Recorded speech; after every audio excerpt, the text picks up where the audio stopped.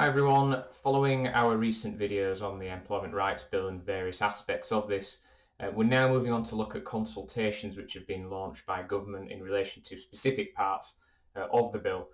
This is very useful in outlining and identifying which priorities government is focusing on, and the first one is around statutory sick pay. So at the moment, subject to some limited exceptions, we have a flat rate of SSP payable for up to 28 weeks, with three waiting days before SSP can be paid.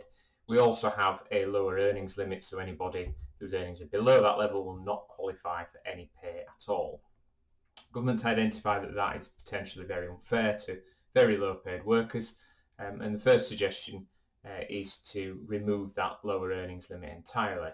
The next question is what somebody should be paid if they earn below that limit.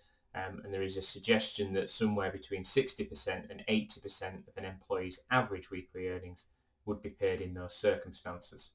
The consultation seeks views on what that level should be. The concern is that anything below 60% would leave an employee worse off financially and would really make them struggle.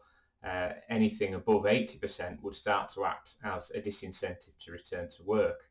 And of course, there may be some very low paid workers who are claiming statutory sick pay from two employers, so the risk is that they don't want individuals to profit in any way from being off sick.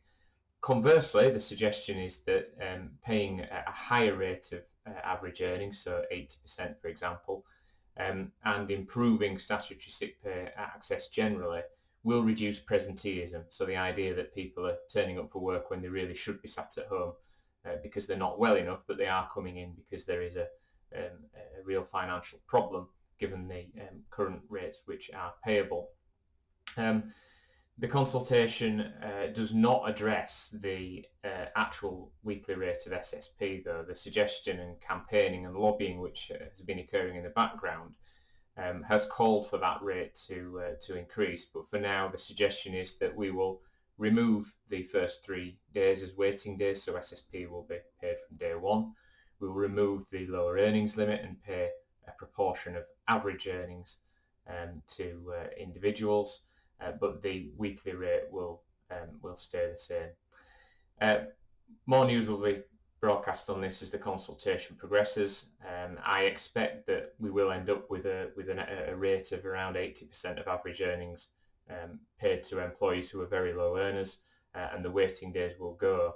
That does make it even more important that we have robust absence procedures to try and bring people back to work, and perhaps robust processes for managing short-term absence to ensure that there isn't an incentive to go off work if there are no repercussions. If you do need anything else on this whilst the consultation progresses, or anything on the Employment Rights Bill generally, please do get in touch. Visit the website chadwicklawrence.co.uk or email employmenthub@chadlaw.co.uk. Thank you.